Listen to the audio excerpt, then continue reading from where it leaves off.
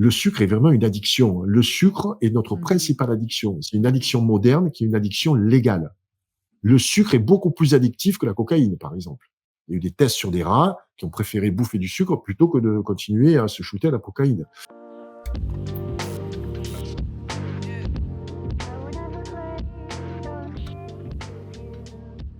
Bonjour à toutes et à tous, on se retrouve pour les rendez-vous de Kate du Média en 4K2 avec Gilles Lartigot. Bonjour Gilles. Salut Kate. Quel plaisir de te retrouver. Ouais, c'est toujours un plaisir d'échanger avec toi, surtout qu'on parle à chaque fois de choses agréables. On parle d'alimentation, donc c'est agréable. Alors je rappelle rapidement que tu es auteur, conférencier, expert en nutrition. Tu as notamment écrit 2 best-sellers, Hit chronique d'un fauve dans la jungle alimentaire et Hit 2 des morts et des vivants aux éditions Winterfields. Et pour ce 6e numéro, on va parler des 5 poisons blancs. Mais avant de commencer, n'oubliez pas de vous abonner à la chaîne YouTube et d'activer la petite cloche. Alors, ce titre est très intriguant, mon cher Gilles. Alors, les 5 poisons blancs, oui, j'en vois 2 tout de suite d'emblée, mais les 3 autres, c'est un peu plus compliqué. Alors, je sens que tu vas nous éclairer sur ce point. Alors, les 5 poisons blancs, en général, on dit les 4 poisons blancs. Et on va les voir les uns après les autres. Mais je vous en ai rajouté un 5e. Voilà. J'aurais pu même en rajouter un 6e, mais vous verrez que le 5e et le 6e sont quasiment les mêmes. En tout cas, c'est le même processus. Les poisons blancs, en fait, c'est des choses qui sont apparues. Ces poisons blancs, en fait, ces poisons blancs sont apparus avec l'ère industrielle. Lorsqu'on a commencé, tu vois, à transformer les aliments. Alors, c'est dû au raffinage, c'est dû aussi aux additifs pour la conservation, tout ce qui est donc additifs chimiques qu'on a rajouté, bien entendu, dans l'alimentation, soit pour la colorer, pour donner un meilleur goût. Pourquoi? Parce que l'alimentation moderne, voilà, moi je suis plus par gourmandise que par nécessité. Donc, il faut que ce soit bon au goût. Donc, en fait, on a dénaturé pas mal d'ingrédients. D'ailleurs, les poisons blancs ne sont pas des poisons à l'état, comme on le verra, à l'état naturel, mais ils peuvent le devenir lorsqu'ils subissent comme ça des process de transformation industrielle ou de transformation chimique. On va commencer avec le premier qui est l'impact, qui est pour moi l'impact le plus fort dans notre déséquilibre alimentaire et dans le développement de nos maladies chroniques. Tu peux t'en douter, c'est le sucre. Le sucre, donc, qui est pour moi je dirais le poison le plus évident. C'est celui qui a envahi notre alimentation. Il faut savoir que dans le passé, alors il y a 2 siècles, par exemple, au début des années 1900, on mangeait quasiment 1 kilo de sucre par an. Aujourd'hui, on a des rendus entre 25 et 35 kilos par an. L'OMS, tu vois, nous préconise que le sucre représente 5% de notre apport énergétique. Aujourd'hui, en fait, on a quasiment du 20% de l'apport calorique. C'est 4 fois plus. Donc, ça développe énormément de pathologies. Donc, principalement des surpoids, le diabète, les maladies cardiovasculaires. Le sucre est pro-inflammatoire, donc ça acidifie l'organisme. Donc, l'impact du sucre, en fait, est dû à sa glycémie. Ça augmente la glycémie. Donc, votre pancréas va, comme ça, avec la pompe à pancréas, donc va envoyer de l'insuline pour diminuer ce taux de sucre dans votre sang. Et il faut savoir que cette pompe à insuline, elle n'est pas, elle n'est pas immortelle comme ça. Et puis, à un moment donné, elle va commencer à faiblir. Et là, peut apparaître donc des diabètes. Donc, c'est dû également, ça cause de l'obésité. Bien entendu, des surpoids. Ça cause également, tu vois, des problèmes de coups de barre. Ça impacte également beaucoup notre attention, donc on devient hyperactif. Donc les enfants sont très très sensibles au sucre. C'est pour ça l'émission précédente qu'on a faite sur les petits déjeuners, pour moi, est importante parce que il faut vraiment avertir des dangers comme ça d'un petit déjeuner qui est trop basé sur du sucre. Mais oui, encore une fois, on en revient toujours à l'alimentation parce que le sucre se cache dans plusieurs aliments, notamment les aliments transformés. Donc c'est là où chacun de nous doit faire attention à ce qu'il mange finalement. Oui, il y a du sucre, comme tu dis, il y a du sucre caché. Alors, c'est vrai qu'il y a des produits qui sont salés, mais il y a quand même un petit peu de sucre. Bon, c'est pas je dirais les plus importants, mais il y a aussi des aliments qui ont un goût neutre. Je te parle, par exemple, je te prends l'exemple du pain qui a un index glycémique très élevé, qui est associé au sucre en fait. Tu Mhm. vois. Et pourtant, le pain, ce n'est pas sucré. Et les Ce n'est pas le féculents. sucre forcément qui est dans le pain, tu vois. Mhm. Alors, ça dépend ce qu'on dit. On parle de féculents, c'est beaucoup trop large.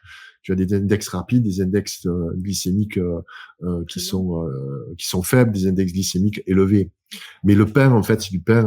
Voilà, on va arriver sur un autre poison blanc, donc on va en parler tout à l'heure. Donc, il faut éviter donc tous ces sucres qui sont ces sucres cachés. Donc, éviter bien sûr les desserts, les gâteaux industriels, tout ce qui est bonbons, glaces, etc. Attention.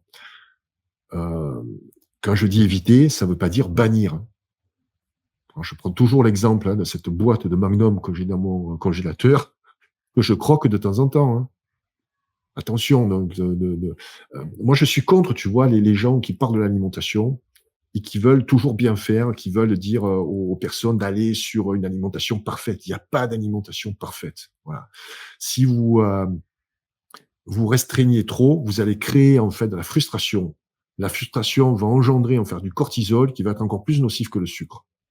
Donc, entre se faire plaisir et se manger toute une plaquette, je dirais, de chocolat, il y a une limite. Voilà, il y a des gens qui sont plus ou moins addicts au sucre. Le sucre est vraiment une addiction. Le sucre est notre Mhm. principale addiction. C'est une addiction moderne qui est une addiction légale. Le sucre est beaucoup plus addictif que la cocaïne, par exemple. Il y a eu des tests sur des rats qui ont préféré bouffer du sucre plutôt que de continuer à se shooter à la cocaïne. Donc, faites attention à cette addiction au sucre qui est vraiment présent dans toute notre alimentation moderne, notamment l'alimentation transformée. Voilà.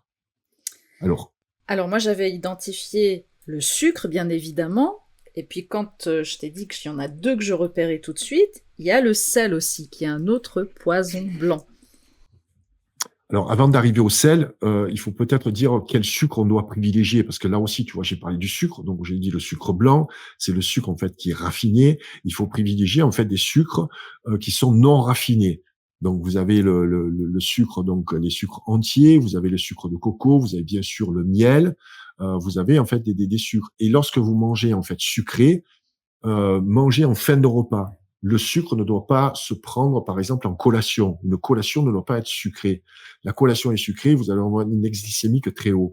Si vous prenez le sucre à la fin du repas, par exemple, votre tarte tatin que vous aimez tant, vous la prenez à la fin du repas, ou la glace, vous la prenez à la fin du repas, votre bol alimentaire va atténuer comme ça l'index glycémique, va l'abaisser, puisqu'on parle de la moyenne glycémique. Tu vois. Donc voilà, donc on clôt le dossier du sucre, et c'est Merci. vrai que le deuxième, tu l'as mené, ouais, c'est le sel. Alors le sel, c'est quand même bizarre parce que le sel, en fait, est vital. Hein. On a besoin au minimum de 2 grammes de sel par jour. Voilà, pour nos cellules. Je ne veux pas trop rentrer dans les détails. On dit qu'au maximum, c'est entre 5 et 6 grammes par jour. Là aussi, comme le sucre, on est allègrement quasiment aux 20 grammes par jour.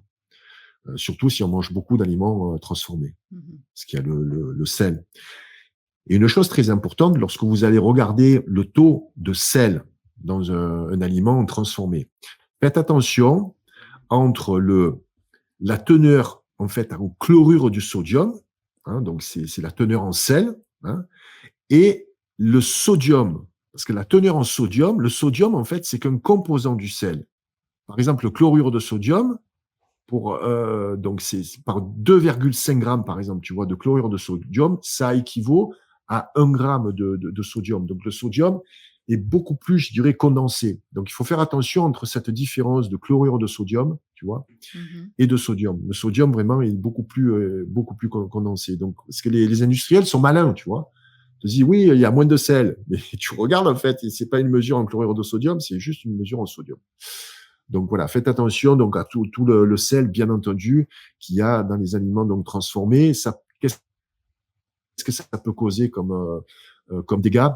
Alors si on, comme le sucre, si on en consomme trop, hein, donc ça peut engendrer donc une acidification de l'organisme, donc ça devient pro-inflammatoire. Ah, j'ai mal aux articulations, tu vois, des trucs comme ça. Il y a des risques bien sûr cardiovasculaires parce que le sel en fait Mhm. ça rigidifie les artères Mhm. et ça aussi ça favorise donc l'hypertension artérielle. Voilà. Donc faites attention à tous les aliments transformés. Faites attention donc à ce sel, qui est le sel de table, tu vois, le sel raffiné, et Oui. privilégiez le sel. Alors bon, je vais faire la publicité pour le sel de Guérande, par Non, exemple, mais tu je vois. pense qu'on a le droit, je Voilà. pense qu'on peut se permettre. Non, mais c'est que des sels, voilà, avec des Mhm. AOP, tu vois. Donc Mhm. les ces sels, voilà, c'est du sel marin. Donc c'est du sel, soit les fleurs de sel, soit vous avez le gros sel gris, hein, moi que Mhm. j'utilise pour saler l'eau de cuisson, tu vois. Donc c'est du sel, on appelle ça le sel, un sel brut ou gros sel, tu vois, gris. Mhm. Il y a aussi le sel de l'Himalaya. Au départ, je me disais, oh, qu'est-ce que c'est cette fumisterie, hein, quoi, sel de l'Himalaya, tu vois. Mais en fait, le sel de l'Himalaya a une teneur en sodium qui est très très faible. C'est le sel rose de l'Himalaya. Le sel rose, ouais, ouais. Oui, je l'utilise Donc aussi, hein. Mhm. Mhm. faites attention que ce soit pas le sel rose de l'Himalaya made in China, quoi, tu vois. C'est comme le miel, tu vois, made in China, il y a que du sucre, en fait, des sirops de glucose, il y a pas de miel. Donc, en fait, le sel de l'Himalaya est intéressant pour ceux qui doivent avoir un régime pauvre en sodium, tu vois. Mais en tout cas, gardez du sel salé un petit peu, j'irai modérément, et dépassez pas, voilà, les 5-6 grammes par jour. Mais si vous salez, en général, vous n'allez pas dépasser cette quantité, hein. 5-6 grammes, ça fait pas mal quand même, tu vois. Oui, c'est déjà beaucoup, effectivement. Ouais. Ouais, Mhm. On se rend pas compte, hein, mais voilà. Donc le troisième, tu avais pas deviné? Le troisième, non, le troisième, je l'ai pas deviné parce que pour non. moi, bah tu vas nous l'annoncer, mais pour moi, Oui, c'était il est un très aliment utilisé, ouais. qui, mais Mm. exactement, et puis c'est un aliment avec lequel on cuisine, mais tu vas le dire, donc c'est vrai que je m'étais pas du tout rendu compte que c'était un poison blanc.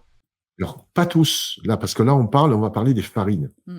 Donc là, on va parler surtout de la farine raffinée. Donc la farine de pain blanc, tu vois, qui est débarrassée de toutes les fibres, tous les nutriments, etc. Donc qui ne fabrique une farine qui est extrêmement appauvrie, en fait, tu vois. Bon, il n'y aurait pas de farine de pain blanc à l'époque où le pain nourrissait quasiment voilà, toute la population. Le pain, quand même, je dirais, a accompagné l'évolution de l'être humain. Quand je vois aujourd'hui qu'il y en a qui crachent sur le pain, mais les amis, vous crachez sur le pain, vous seriez pas là. Hein. Vos grands-parents n'auraient pas survécu sans pain. Hein. Il faut arrêter quoi, tous les délires comme ça. Tu vois. Par contre, il y a cette farine, voilà, cette farine raffinée. Parce que la farine raffinée, comme il y a plus de fibres et tout, tu as un index glycémique qui va être élevé, aux environs de 70%. Donc, ça engendre là aussi surpoids, diabète, c'est comme du sucre, tu vois. C'est Mhm. pro-inflammatoire, on en a parlé, donc bien sûr très faible en nutriments. Alors, pour repérer si une farine est raffinée ou pas, vous avez un indice, c'est le T. Oui. Tu vois, c'est le T, c'est la, Oui, je vois très bien donc, le thé. voilà. C'est la teneur, ça doit être la teneur en. Oui, tu le dis, c'est la Alors teneur oui, c'est la en. teneur en minéraux. Alors moi, je savais Je pas que c'était savais la pas non teneur en plus. minéraux, si tu veux. Au départ, moi, je pensais que c'était le taux de raffinage. En fait, c'était plus ou moins moulu. Tu vois, elle était Mhm. plus ou moins fine. Mais je Voilà. pensais comme Donc, toi, exactement. ben, au plus elle est fine, au plus Mhm. le taux est bas. Tu vois, la T50, en fait, la T45, c'est la plus fine. Alors, bien sûr, c'est celle qui va te faire des pains super moelleux parce qu'il y a plein de Mhm. gluten, tu vois, le truc et tout. Voilà. Mais en fait, celle qui est débarrassée de tous les nutriments. Donc, en fait, T45, ça veut dire qu'elle a 0,45 grammes de minéraux pour 100 grammes. Oui. Et donc, la plus complète, donc, c'est la T50, où là, faut faire attention, si vous faites du pain en T50, T tu vois, ils vont 150. être, T voilà, 150. T150, ils vont être extrêmement durs, donc c'est pas des pains qui sont très légers, c'est des pains de campagne, etc. Voilà, donc et la T150, elle va avoir 1,5 g de minéraux. Mais en plus donc de la teneur en minéraux, c'est ce raffinage, tu vois, qui va comme ça dénaturer la farine. Donc il y a aussi la teneur en gluten, notamment pour la farine de blé, hein, qui est riche en gluten. Après, vous avez des farines qui sont moins riches en gluten. C'est le petit épeautre, le seigle, le camut, l'orge, tu vois, qui sont un petit peu plus faibles en gluten. Mais si vous n'avez pas comme ça d'intolérance au gluten ou de résistance pour digérer le gluten, vous pouvez très bien manger du pain, comme on a dit, pour les petits déjeuners, du pain au levain plutôt, tu vois, parce que le levain va justement activer, je dirais, la digestibilité du gluten. Alors, quand on fait de la pâtisserie, on peut pas, quand on fait des gâteaux, des pâtes, tu sais, sablées, des choses comme ça, Oui, on peut pas se permettre d'utiliser une farine à un thé à trop une épaisse. teneur. Ben, Ouais, exactement, exactement. trop. Donc, Ouais, ouais. qu'est-ce qu'il faudrait privilégier? Alors, il y a il y a d'autres farines, je sais, il y a la farine de châtaigne qui existe, la farine de sarrasin. Ouais, Est-ce qu'on peut mais tout ça, mélanger? Est-ce qu'on peut... c'est pour les bobos qui vont dans les magasins bio hors de prix, tu vois, la farine de châtaigne, qui va travailler à la farine de châtaigne. Non, il faut rester sur des farines classiques, tu vois.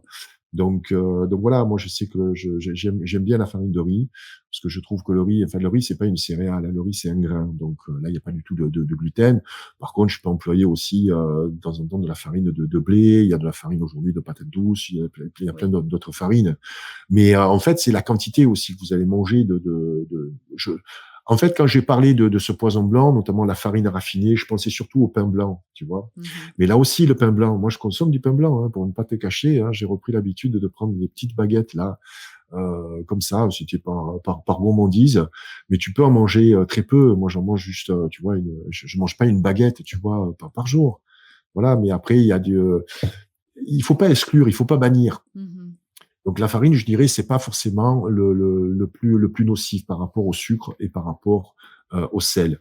Mais la farine, faites attention avec ces farines, surtout qui sont dénaturées, parce qu'en fait, ça n'apporte aucun nutriment. Voilà. Après, si vous réussissez, si vous n'arrivez pas à faire, gérer une pâtisserie avec des farines avec un index plus élevé, bah, gardez votre farine blanche. Voilà. C'est pas ça qui va vous tuer, mais je stigmatisais surtout le pain, tu vois, avec la farine. Voilà. Donc, il faut plutôt privilégier. Tu as des farines demi-complètes aussi qui sont Oui. très bien. Hein. Voilà. Mhm. Très Voilà. bien, très bien. Et on arrive sur le quatrième. Bon, le quatrième, je pense que tu peux t'en douter, par déduction, Bah, c'est un liquide. Voilà. disons que je n'y aurais pas pensé, voilà, sincèrement, très Ok. sincèrement. Par contre, je suis pas fan de Pourtant, lui, ça c'est certain. Pour ok. moi, pour moi, c'est vrai que c'est un poison de fait, de fait, mais je n'y aurais pas pensé. Non. Alors, là aussi, le terme, quand même, est très exagéré. J'ai un peu fait mon Marseillais, hein, quand même. Donc, je veux parler du lait. Hmm. Bon, le lait est rentré dans une polémique il y a maintenant, je dirais, une quinzaine d'années. Quand j'ai écrit le premier livre, on était en pleine, en fait, frénésie autour du lait. Il faut savoir, un petit rappel au niveau du lait, hein. Il faut savoir que le lait a sauvé la population française après-guerre. On nourrissait les enfants avec un verre de lait à l'école euh, pendant les années après-guerre parce que c'était quasiment la famine en France. Hein. Il faut s'en rappeler de ça. Hein. Parce qu'aujourd'hui, on fait tous les fanfarons là. Hein. Oui, le lait, c'est mauvais. Oui, mais il faut se rappeler que dans le temps, en fait, il y a des aliments en fait qui ont fait partie de notre évolution, qui nous ont sauvés. Je dis pas que, alors c'était pas forcément le même lait qu'aujourd'hui. D'ailleurs, on va en Bien parler de sûr. cette pasteurisation UHT, parce que moi, je me souviens du lait que je consommais enfant. Ma mère allait l'acheter à la ferme laitière qui était en bas de chez nous. On y allait à pied, elle était à 200 mètres. On allait, sentait Mm. les vaches et tout. Tu vois, on allait vraiment à la ferme. Donc la fermière nous versait dans des bouteilles en verre. Ma mère, qu'est-ce qu'elle faisait? Elle faisait bouillir ce lait. Bien sûr. Je me rappelle, il y avait la crème dessus. Tu vois, C'est vrai. on enlevait la crème. Voilà. Cette crème, en fait, dis-toi bien que c'est des facteurs de croissance. Parce que le problème dans le lait, c'est qu'il y a des facteurs de croissance qui ne correspondent pas à l'humain. C'est des facteurs de croissance qui font grossir un veau 3 fois plus vite qu'un être humain. Et donc, ces facteurs de croissance, aujourd'hui, le problème, dans le lait qu'on buvait avant, on les éliminait en les faisant bouillir. Aujourd'hui, avec la cuisson UHT, ultra haute température, très haute température pendant peu de secondes, on ne tue pas les facteurs de croissance. On fait la ultra haute température pour conserver le lait.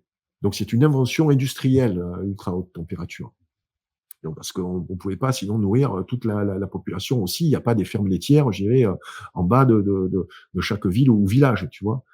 Donc déjà, il y a quasiment plus quoi des fermes laitières artisanales. Aujourd'hui, on a des fermes avec 1000 vaches, donc à Ségolène Royal. En tout cas, ce lait UHT donc est devenu une cochonnerie parce que il y a donc ces facteurs de croissance qui sont restés. Il y a le calcium aussi, on en a parlé donc de ce calcium qui va favoriser l'ostéoporose. Savoir que dans les pays où on consomme le plus de lait de vache, c'est là où il y a le plus de cas d'ostéoporose. Dans les pays, par exemple en Inde ou en Asie, où on consomme pas de lait, quoi. Tu vois. On a également dans le lait, enfin le lait c'est du sucre indirectement puisque il y a ce lactose que certains ne peuvent pas digérer. Pourquoi? Parce que quand on est bébé, on a une enzyme qui s'appelle la lactase. La lactase permet nous de digérer ce lait. Mais lorsqu'on est sevré, donc à l'âge de 3-4 ans, eh ben cette enzyme disparaît au fur et à mesure. Et donc, il se trouve qu'il y a certaines personnes qui ne digèrent pas le lait. Le lait fait partie avec le gluten des principaux allergènes. Par contre, il y a des pays, les pays nordiques digèrent plus le lait, tu vois. Ils ont plus en capacité de digérer le lait, donc voilà, ils ont encore regardé cette lactase. Donc le lait, faut faire attention avec le lait, là pareil, hein, donc privilégiez plutôt du lait végétal. Si vous gardez le lait, si vous trouvez que le lait de vache c'est bon, ben essayez plutôt de prendre du lait cru alors, tu vois, et de le faire bouillir. Ou alors voilà, en tout cas consommez-en avec parcimonie. C'est pas un poison. Tu vois, le poison, c'est quand tu le bois et tu vas être raide mort. Bien sûr que non. Il faut pas exagérer, tu vois. Donc, il faut faire attention avec l'aspect aussi pro-inflammatoire du lait et tout ce qui est, on a dit, calcium, hormones de croissance, etc. Quoi. Donc, il faut mieux privilégier les laits végétaux. Et puis, tiens, je vais vous donner une petite recette pour changer. Comment préparer son lait végétal en 5 minutes? Vous prenez une poignée de noix de cajou. Vous la mettez dans 500 millilitres d'eau. Vous mettez ça au blender. Vous blendez un petit moment. Vous amenez votre petit garçon, petite fille, regardez faire un lait instantané parce que l'eau, dès qu'elle est mixée avec les noix de cajou, elle devient blanche. C'est magique, tu vois. C'est Copperfield. Donc, vous allez rajouter un petit peu de sucrant aussi avec un petit peu de miel ou ce genre de choses. Et vous avez en fait un lait végétal en 5 minutes. Voilà. Vous n'avez même pas besoin de filtrer, etc. Vous pouvez les garder au frigo, vous remuez de temps en temps parce que ça fait un petit dépôt. Voilà, et vous le mixez bien pour que les noix de cajou se mélangent bien. Sinon, après, vous avez du lait végétal en barquette, hein, là qui est une véritable, en fait, c'est une escroquerie, en fait. Il y a quasiment 95% d'eau, tu vois, et 5% de pâte d'amande ou ce genre de choses. Mais bon, voilà, c'est l'ère moderne. En tout cas, voilà, le lait, attention à une surconsommation de lait, notamment de lait de vache. Et moi, j'essayerai ton lait végétal, tiens. Voilà. À prendre avec un petit déjeuner, une recette qu'on a enregistrée la fois précédente. Donc, Oui, sur les mal. petits déjeuners, voilà. Ouais, pas Petit mal. déjeuner, le lait végétal en 5 Recette, minutes, en 5 les minutes noix de chrono. cajou, Voilà. voilà. Voilà. Après, tu as le lait d'amande, mais bon, il faut faire tremper les amandes la veille, tu vois, et après filtrer, parce que sinon, après, il y a beaucoup de résidus. Mais le lait de cajou, tu verras, en plus, il est un petit peu, un peu gras. Alors, au plus tu mets de noix de cajou, au plus le lait va être dense. Mais comme les noix de cajou, aujourd'hui, ça coûte un bras, voilà, il vaut mieux y aller léger, et puis voilà, ça colore l'eau, et puis ça donne un petit goût intéressant. Voilà. Bon. Et on va arriver sur le 5e, c'est Le 5e c'est le poison de surprise. Eh oui, poison surprise, mais que je ne connaissais pas, tu vois. Donc, m'a bien étonné celui-ci. Bon, ben écoute, on parle pour moi, c'est le principal poison qui se trouve notamment dans les aliments transformés. On l'appelle le glutamate monosodique. Alors lui, c'est un véritable game changer. Le glutamate monosodique, si tu veux, ça fait partie de ces 300 additifs chimiques qu'on a dans l'alimentation aujourd'hui. Voilà. Alors, il a son agrément, hein, son autorisation donc de mise sur le marché, hein, mais il a été en fait découvert par un Japonais début du XXe siècle, je crois que c'était en 1900, et donc très utilisé dans l'alimentation notamment asiatique. D'ailleurs, on l'appelle le syndrome du restaurant chinois, parce que tu vois, il y a une odeur persistante. Tu te rappelles, tu sors du restaurant chinois, tu sais, sur les vêtements Non, mais c'est ou vrai, ça m'a sur fait la peau, tu sourire sens d'apprendre ça, l'odeur. effectivement. Ça t'a fait sourire. Ouais, ça voilà. m'a fait sourire, ouais, Et c'est vrai. alors, et donc pourquoi il est utilisé? Parce qu'en fait, c'est un exhausteur de goût. Il amplifie le goût. Et c'est étrange. Il y en a même certains qui l'ont appelé la 5e saveur. Tu vois, tu as des saveurs salées, sucrées, acides, amères. Et la 5e saveur, donc il appelle l'umami, c'est en fait une saveur, c'est la saveur du bon goût. Ça donne bon goût à tout quasiment. Tu vois. Et ce qui est super intéressant, tu vas le comprendre, c'est que par exemple pour une soupe industrielle, tu vas mettre, allez, je te dis n'importe quoi, 10 kilos de poulet et de bouillon, etc. pour préparer une soupe industrielle. Mais là, au lieu de mettre 10 kilos de poulet, bah, tu vas en mettre juste 2. Tu vois, tu diminues en fait les ingrédients parce que tu vas avoir cet exhausteur de goût qui va amplifier les goûts. Alors, j'ai une question le là. problème. Alors, j'ai une question. C'est quoi la différence entre ce glutamate et les petits cubes, tu sais, les cubes de bouillon, pour pas citer de marque, tu sais. Est-ce que Ah, c'est c'est la là même où il y en chose? a le plus. C'est la même chose, en D'accord, fait. d'accord. Et là où il y a le plus de glutamate, tu l'as trouvé, c'est dans les bouillons cubes et dans tout ce qui est sachet, tu vois, en poudre pour faire des bouillons, en fait. Il y a du glutamate de partout. Alors, le glutamate, c'est particulier parce que il n'y a pas forcément marqué glutamate monosodique sur Mais les non. ingrédients. Il se cache derrière des codes. Mais il n'y en a pas qu'un en plus de codes. Il y a le 620, le 621, le 622, le 623, le 624, le 625. Tout ça, c'est des glutamates. Voilà. Et ça, vous allez trouver, voilà, tout ce qui est bouillon, sauce à l'emploi, et surtout aussi dans tous les chips, les biscuits d'apéritif. Tu vois, les Ah Spring, oui. je dirais pas quoi, tu vois. Oui, oui, oui, C'est oui, plein, oui, c'est oui, café, là, tu vois, du oui. glutamate monosodique, tu vois. Donc, il y en a de partout, dans les bonbons, les viennoiseries, enfin, voilà. Sauf dans les produits bio. Le glutamate est interdit dans les produits bio. C'est déjà une bonne chose, voilà. Alors tu vas me dire pourquoi le glutamate est en fait est toxique parce que c'est une molécule chimique qui a reçu une AMM. Mais la particularité du glutamate, c'est que notre corps en produit naturellement. Oui, oui, oui. C'est un neurotransmetteur, tu vois. Mm. C'est un neurotransmetteur excitateur. C'est comme la dopamine. Et donc, il rejoue un rôle aussi majeur dans tout ce qui est apprentissage, dans la mémoire. Donc, c'est très important. Mais notre corps le fabrique à partir des aliments, etc. Mais celui-là, en fait, c'est la version chimique. Et donc, c'est un excitotoxine, tu vois. Il stimule les cellules de cerveau en créant ensuite une dépendance, une forte dépendance. Quand notre corps en produit, il en produit modérément. Il en produit, je dirais, autant que on en a besoin. Mais là, comme on en prend, on en surconsomme, c'est comme tout, tu vois, le sucre, le sel, etc. Donc, on va le surconsommer et là, on va avoir des pathologies. Mais alors, j'ai pas pu, si tu veux, toutes les citer, tu vois, parce qu'elles sont vraiment multiples. Donc, on associe des maladies neurodégénératives, tu vois, les cancers. Donc, il y a aussi des maux plus anodins comme les migraines, les nausées. On peut avoir de la migraine quand on sort des fois des restaurants chinois, etc. le lendemain, tu vois. Il y a les troubles intestinaux, tu vois, même les troubles visuels. Il y a aussi l'hyperactivité, Mhm. énorme l'hyperactivité. Et d'ailleurs, je voudrais, si tu me le permets, rendre hommage à une amie qui est disparue. Elle s'appelle Corinne Gouget.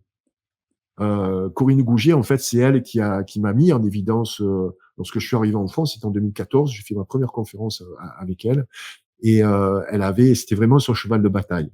Le glutamate monosodique. C'est elle qui m'a donné voilà l'ensemble des informations. Malheureusement, elle nous a quittés tragiquement sous un train en 2015.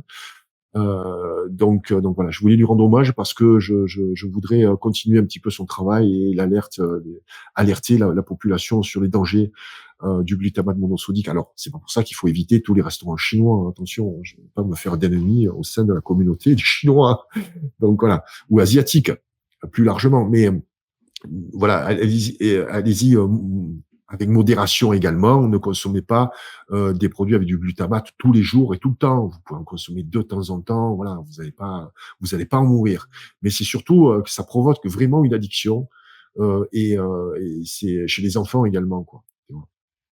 Donc le glutamate monosodique, tu sais, je peux l'associer également. C'est pour ça que j'ai hésité. Et je sais que vous avez fait un papier sur votre site. J'ai lu un papier sur l'aspartame, qui est également un excitotoxine. L'aspartame et le glutamate, pour moi, c'est un peu la même chose. Mais Les mêmes dangers. ouais, les mêmes dangers parce que c'est un additif chimique, si tu veux, qui va complètement perturber le fonctionnement de nos neurones. Voilà. Bon, eh ben écoute, en tout cas là on a nos 5 poisons blancs, donc le sucre, le sel, la farine, le lait et le glutamate monosodique.